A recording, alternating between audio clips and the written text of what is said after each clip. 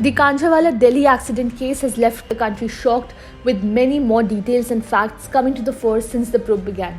The police have now traced a woman who was riding pillion with 20-year-old Anjali Singh, the accident victim, on her scooter but had fled after the scooter was hit by a car on New Year in Outer Delhi, and have recorded her statement. The woman was Singh's friend and had escaped with minor injuries in the accident, while Singh was dragged under the car for 12 kilometers, according to the statement released by the officials.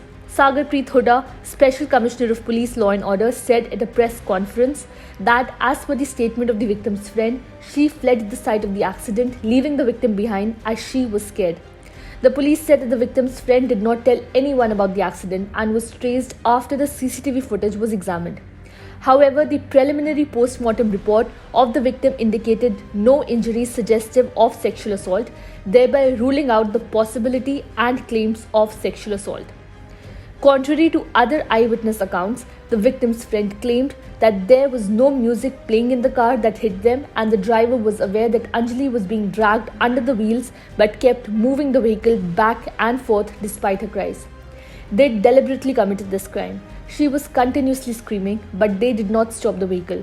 I fled the spot out of fear and did not inform anyone about the incident. The vehicle dragged her in forward and backward direction twice, then again they took the vehicle forward and she got entangled under it further, she was reported as saying. She also claimed that they had gone to meet some friends at a hotel on New Year's Eve and alleged that despite being drunk, the victim wanted to ride the scooter after the party. Delhi Commission for Women DCW Chief Swati Maliwal cautioned against the victim shaming and demanded a probe into the friend's claims. According to Delhi police, the statement and testimony of the victim's friend will be important evidence in getting the accused punished, and more CCTV footage has been recovered that could help establish the sequence of events on Sunday night.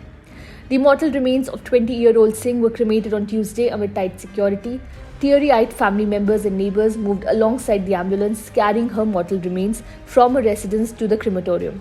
Scores of people carrying banners that read Anjali ko insaf do, which loosely translates to Give Justice to Anjali, also joined the funeral procession. They were accompanied by protesters who demanded that the accused be hanged.